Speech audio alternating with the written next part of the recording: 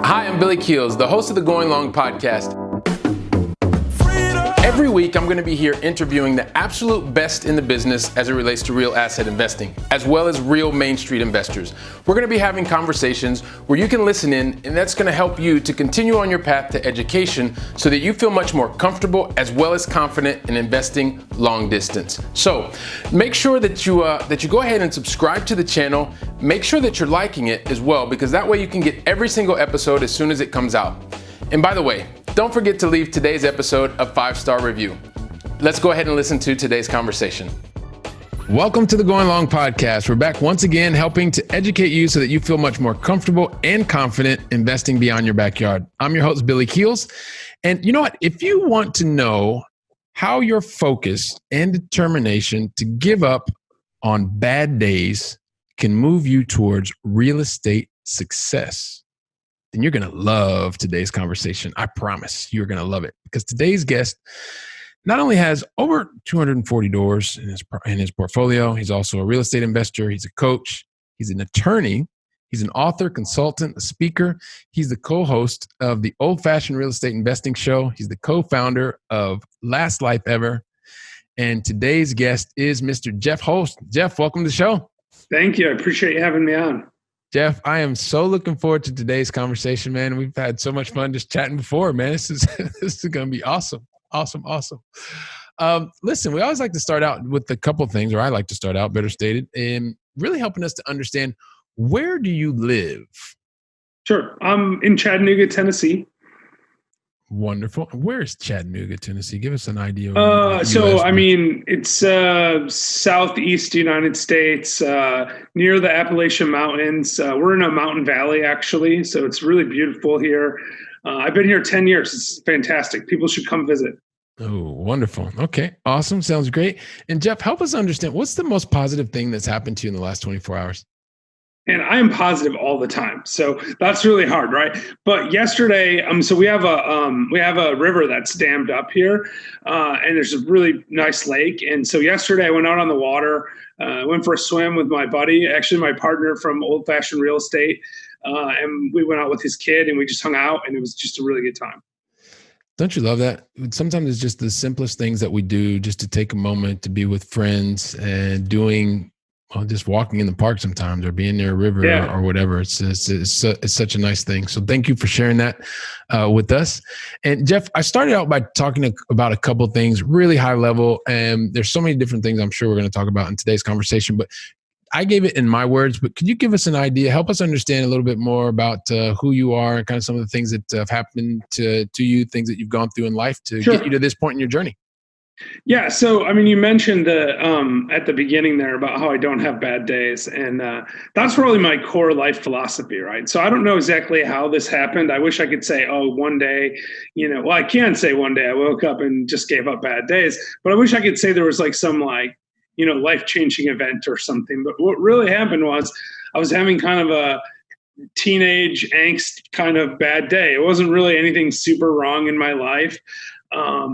My parents were going through a divorce, so that might have impacted me. But I was 17 years old, and I was kind of bummed out. And I just looked in the mirror and I said, this is stupid. I'm young and healthy. Like, I should have a good day today. I'm going to have a good day today. And so I said, today's a good day out loud a whole bunch of times to myself. I didn't have any reason to do it. I actually didn't think it would work. I just did it, and it didn't work. And then the next day I just did it again. And it didn't work. And then the next day I did it again. And then, I don't know, a month went by, and I was saying this to myself, sort of self-talking, today's a good day. I never have bad days, over and over. I walked into a convenience store, and someone said to me, how's your day today? And I said, I never have bad days. And it dawned on me, I really don't have bad days anymore. And that was 25 years ago. And I haven't had a bad day since. So that's been really great. It's not to say bad stuff doesn't happen, though, right? I've actually had probably more than my fair share of challenging circumstances. A little bit about my story, but I went to law school. I was a bankruptcy attorney. I was doing really well. I actually had a television commercial. I was one of those guys, right? And small little bankruptcy firm I was building up. And I kind of had made a bucket list of things I wanted to do. And one of the last things on my bucket list was to go to Machu Picchu. Right. So I went to Machu Picchu and I'm looking down at the Incan city and I'm like, I really felt like everything was perfect in my life. And less than 2 weeks later, everything was different. I was diagnosed with leukemia. My law firm was falling apart. 2 of my attorneys quit in the week before I was diagnosed with leukemia because, I was thinking I was too full of myself. Right. I don't blame them. I blame me. If I'd been leading correctly, it wouldn't have been an issue, but I wasn't working on myself. I was working on like, I'm checking stuff off my list, and I wasn't having bad days. I also wasn't doing great. That's the thing. And so when that happened and I thought I was dying, I lived a period of time where I really did think I wasn't going to live very long. I remember one day my dad said something to me like, hey, if you live till February, we can go to Australia together. And I was like, nah, I'm not going to make it till February. Like I literally believed I would not make it till February. I said something like, I just hope I make it till Christmas. This was in September, right? So, I'm thinking, I hope I live 2 more months. Fortunately, I've lived longer than that. That's been, it's been more than a decade ago and I'm still here. So, and every day I feel like I'm on borrowed time. I was very fortunate. I got into a treatment program that worked really well. It works for me. It works for a lot of people. But if I'd been diagnosed even a year or 2 earlier, I would have probably been dead. The type of leukemia I had, it had about a 5% 5-year survival rate. Now it's like a 99% 5-year survival rate because of the treatment I'm on. So it's just good luck. I'm fortunate in that regard. Most people don't think of that, getting sick as a fortunate thing, but I always feel like things happen for a reason. And, I'm in a much better place mentally, physically, spiritually than I was then. And it's because I got sick. I'm confident of that. So you're thinking about the reasons, or not the reasons, but one of the results of you getting sick is really, I heard you say a couple of things. Number one, when you're talking about your team, that you are more focused on internally, like the things that you could have done. So you said, I blame myself. I didn't blame them for leaving before. And then you talked about also being on, or having the feeling of being on borrowed time. And so this can open up to a lot of different areas. And the fact that you are continuing to focus on this from a mindset and a positivity perspective is such a lesson for all of us. I'm one of the things that makes me curious is when you think about that philosophy of feeling like you're living on borrowed time, what does that actually help you to do that maybe somebody who's in a super busy job, or somebody who is just constantly looking to check something off on a list, that maybe it's something that's a perspective that you can help bring to that person that's listening to us right now? Well, I'll tell you, lately I've been listening to The Power of Now, right? Eckhart Tolle. And I don't agree with everything he says. I'm not even sure. I haven't even gotten through it. So I almost hesitate to comment on the book. It might be amazing, right? But there is one thing that I think having a life focusing moment like thinking you're going to die can really do, is it focuses you on what's going on right now, right? Like if you don't think you're going to live very long, you're not going to plan for the future, right? And you might reflect a little bit on the past, but I've been very fortunate. I've had a lot of good experiences in life. But what's most important to me ever since then is what's going on right now, what's in front of me right now. And so that part of that book is very profound. And I think if you can get to that without getting sick, that's really good. And, getting leukemia wasn't actually even the hardest thing I went through, right?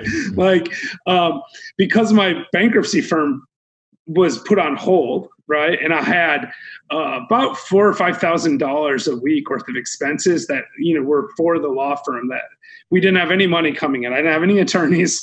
And we had to actually hire people to fill in for us, right? So we were actually having even more expenses. I ended up with a huge pile of personal debt.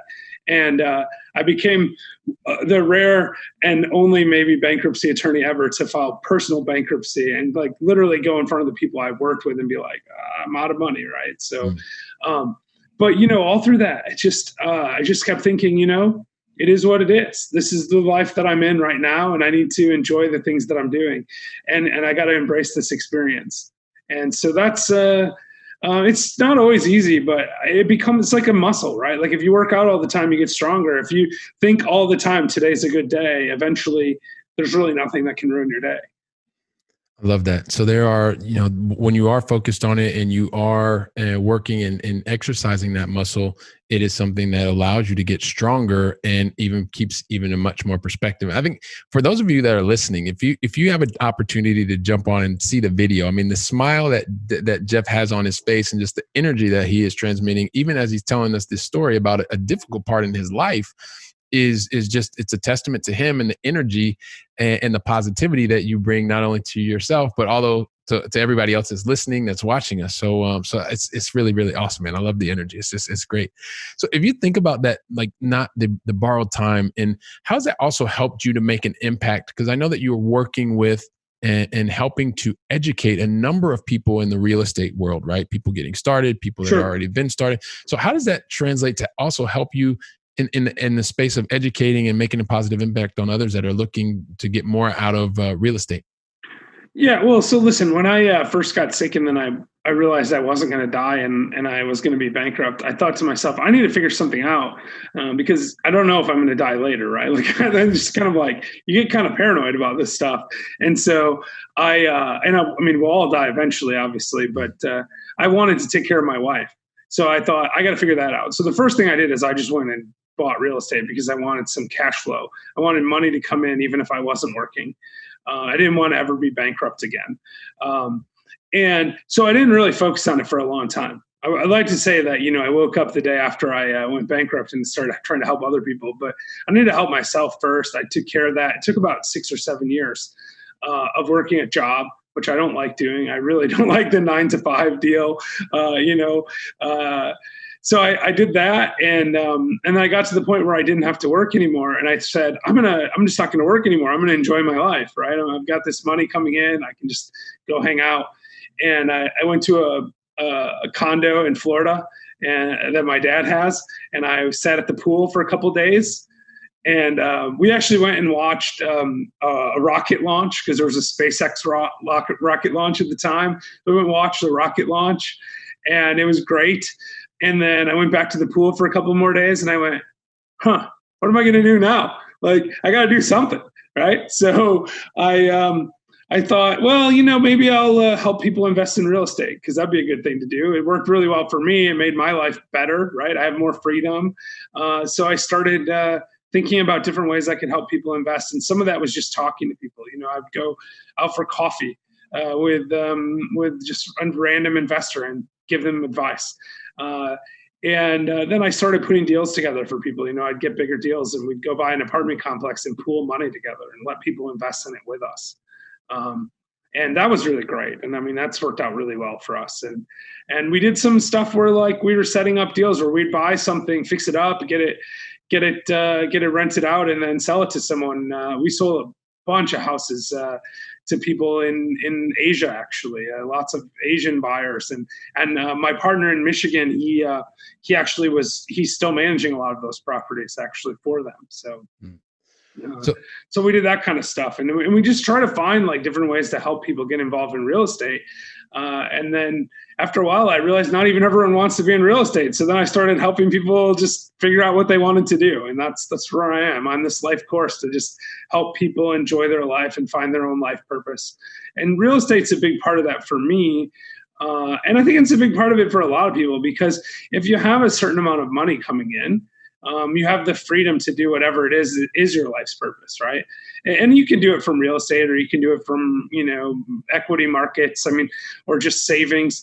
But you have to build some kind of a sort of residual wealth, or you're not going to have the freedom to just do whatever you want. You're going to always be making decisions based on money. And I don't want to do that. And I don't think most people want to do it.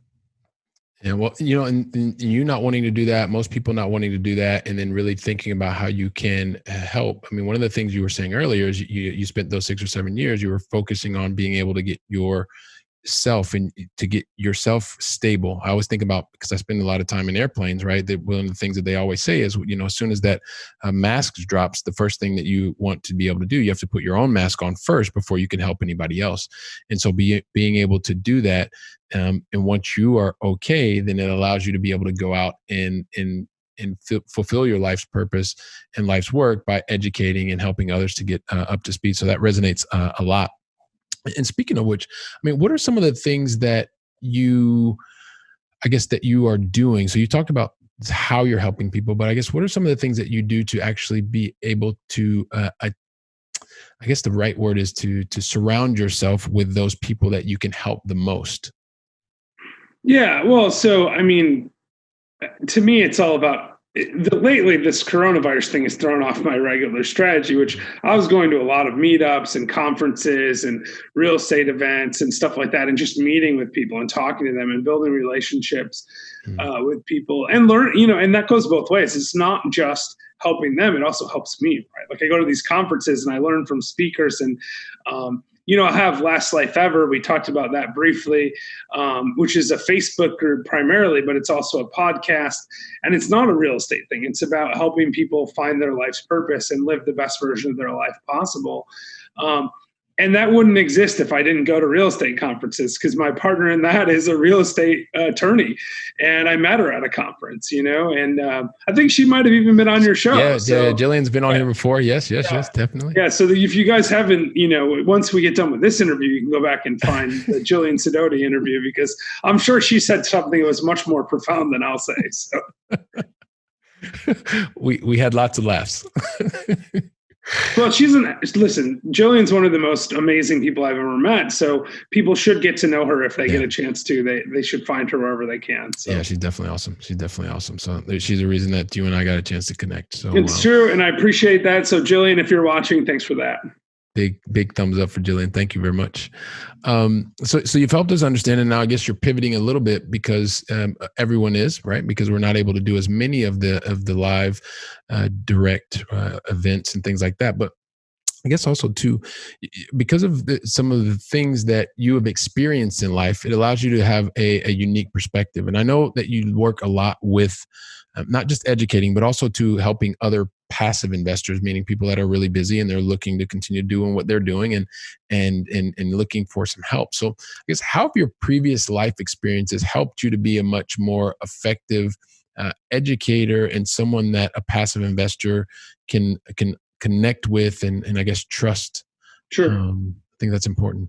Yeah. So if you're investing passively, I mean, obviously the deal that you're investing in matters. I mean, there's no question about that. So you want to make sure that whoever's sponsoring that deal has the requisite experience, right? And so for us, the first thing we did is we bought real estate ourselves, right? We didn't do apartment deals with investors first. We bought them ourselves. We started with single family homes. We worked our way up to apartments.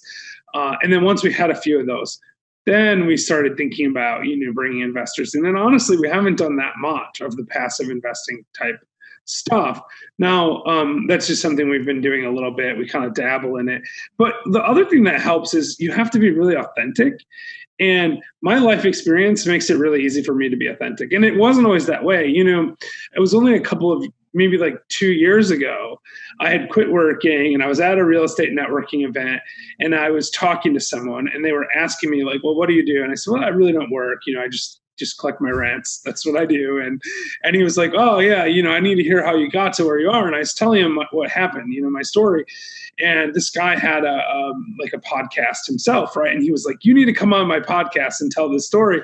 And I was like, I don't know. I'm not sure I want to talk about this stuff publicly, And he's like, no, please come on. And I was like, well, I don't know anyone in Oklahoma City anyway. And he's out of Oklahoma City. So I was like, all right, fine, whatever. And he's like, and I want you to come and speak at my event. And I was like, okay, fine, whatever. So I go and do this. And it was like an amazing experience for me, right?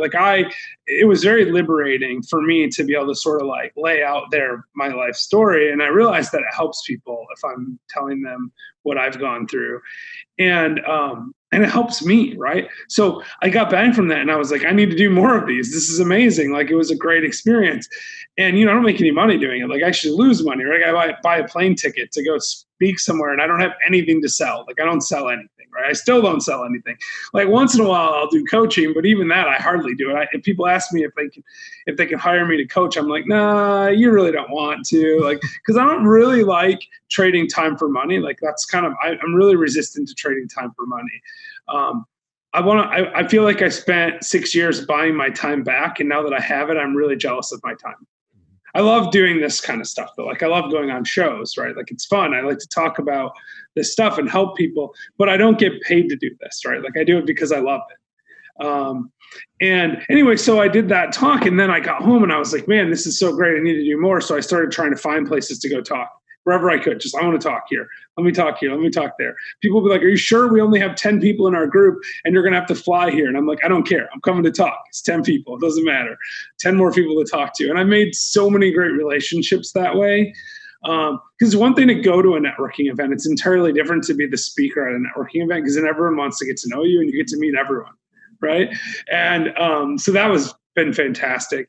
And then I started writing my stories. So I'm working on a book right now, actually, like writing my life story. And it's mostly done. I mean, my story's not done, but my book's mostly done. This chapter of your story. Yeah. Hopefully there'll be a sequel. But if I die tomorrow, at least it'll be in writing somewhere on my laptop collecting dust.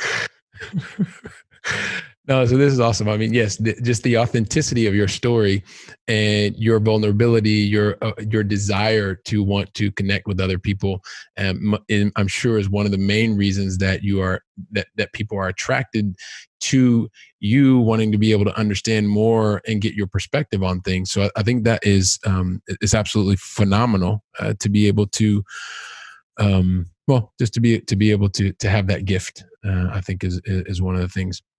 I mean, if we had to move, like if you wave your magic wand and you say, okay, well, kind of what are you doing? Normally people ask, what are you doing 5 years from now? But I'm going to say, what are you doing 18 months, 2 years from now? Well, I want to be more focused on last life ever. I mean, listen, I'm doing what I want to do, right? So like everything I do right now is what I want to do. And so hopefully 18 months from now, I'll be doing exactly what I'm doing now, except for we won't have coronavirus and I'll be able to travel more. Because that's the only thing. It's driving me crazy being stuck, right? And, listen, I went to Yellowstone a few weeks ago. Which is probably dumb because I shouldn't be traveling, but I'm like, no one else is traveling. So, and honestly, like there was no one there. So it's probably safer than staying in my hometown, right? Like I can't get sick if I don't see anybody. So, I mean, I miss traveling. I mean, fortunately I went in February of this year, for a month to Africa. So I have gotten some travel in this year. I got back March 5 or something, and the world shut down like March 10. So I made it just in the nick of time, Yeah. I mean, and I wrote about that too in our coronavirus book that we did actually. So if you haven't seen that, you should check that out. Wow. Okay. So I think my wife and I were actually flying back from Maui right at about that same time. We got to Barcelona on the 5th of March. And then the world kind of changed right around the 10, it really 11. did. Yeah. And it was weird. I mean, I don't know how long you were in Maui, but I flew out to Africa, and I flew through Amsterdam on the way.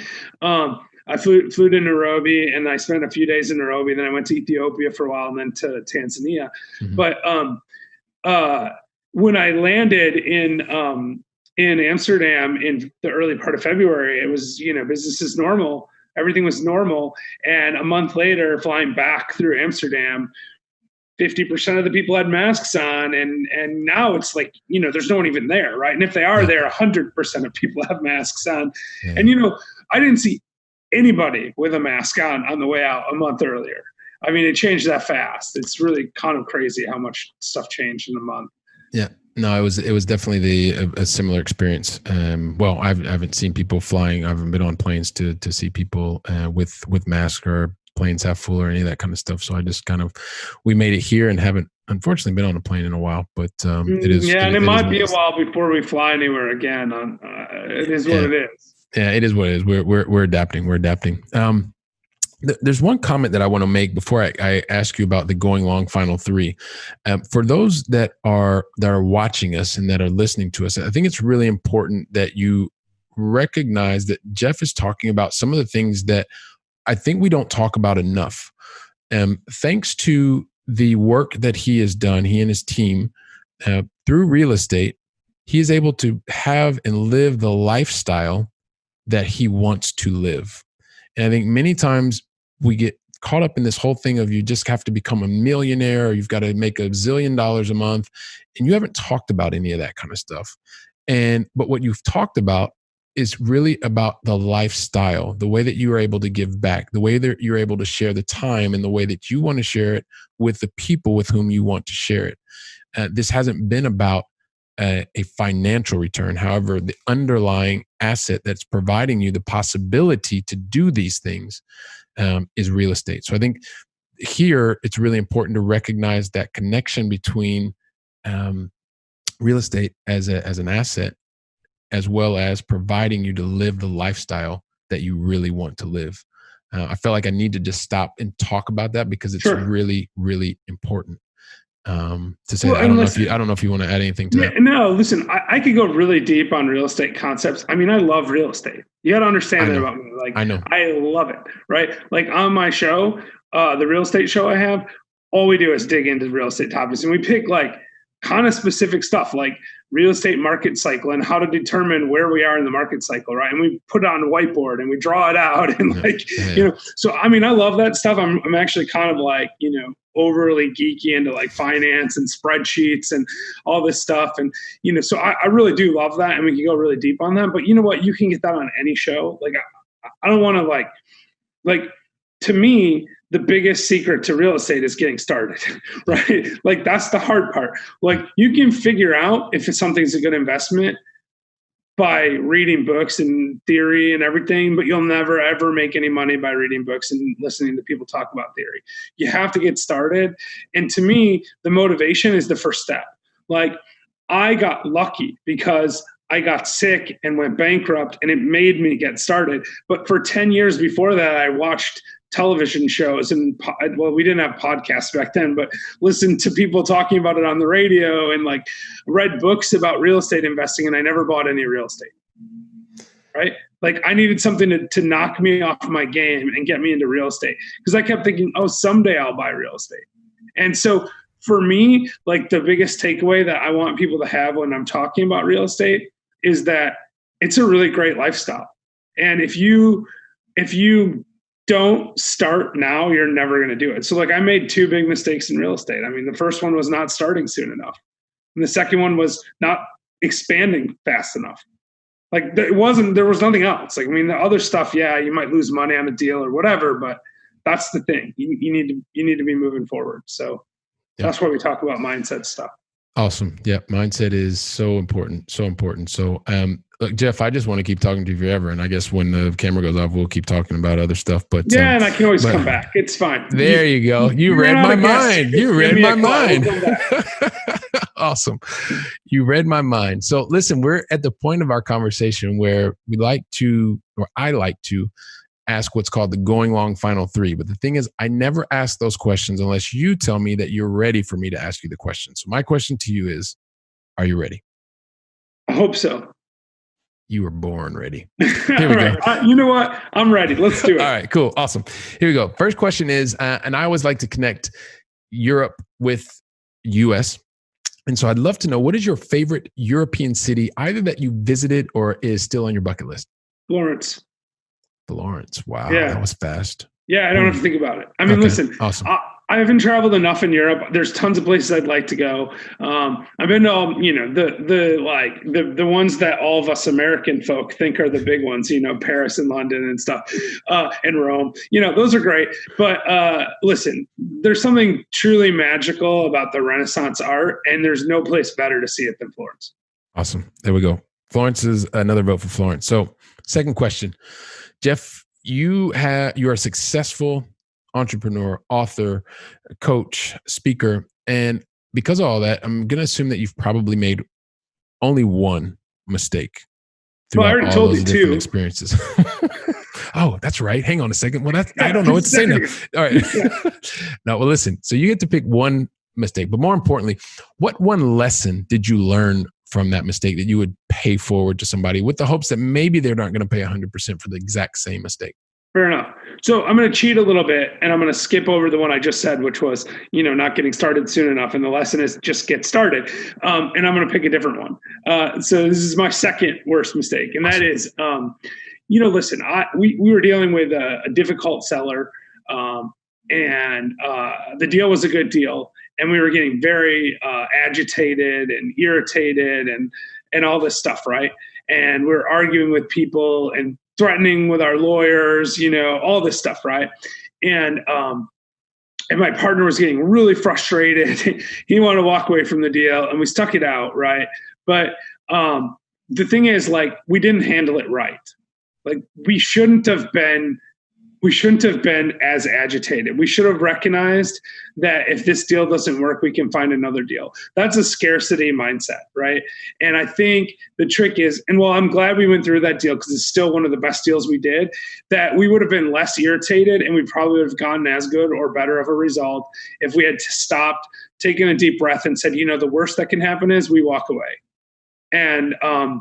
And if I had done that, I think I would have been happier at the time, and I would have had less stress in my life. And so I would say that's what people need to do, is they need to realize that no matter what's going on, you're going to be okay. Yeah. Okay. No matter what's going on, you're going to be okay. And that is a big challenge. I know a lot of times when you're looking to make that transition from a mindset of scarcity to abundance. But yeah, so this is awesome. So thank you. So question number 3. What book would you recommend? Well, see, it's so hard. Listen, from a pure mindset thing, the book that made the most difference is Rich Dad, Poor Dad. Like, I read it several times. I try to read it about once a year. So people, if they haven't read that, should do that. So I'm going to cheat again, though, and give a second book. Go ahead, and that's Jeff. because, like I said at the beginning, whatever, like, or off air, that whatever I'm reading right now is the one that I like the best. So what I'm reading right now is Miracle Morning. And if you haven't read this, Hal Elrod, everyone should read it. It's amazing. Yeah, Hal Elrod is a wonderful book. His method, he talks about the savers. It's absolutely awesome. And another vote for Miracle Morning. So, and if you didn't see it, if you're not on the video, you should check it out on the video, because actually Jeff just put the book. He literally keeps the book nearby, so he put the book there. Well, I've been using the weird thing is I've been doing Miracle Morning off and on for a long time, and I never read the book, so now I'm actually using my Miracle Morning time to read Miracle Morning. Okay, there you go. Hey, perfect. There you go. So, Hal would be so proud. So, yes. By the way, Hal, if you're out there, you should come on Billy's show because he would love to have you. Hal would be great. Hal, if you're out there, yeah, exactly. You can come hang out with both of us. You can meet sure. Jeff as well on the other side. Cool.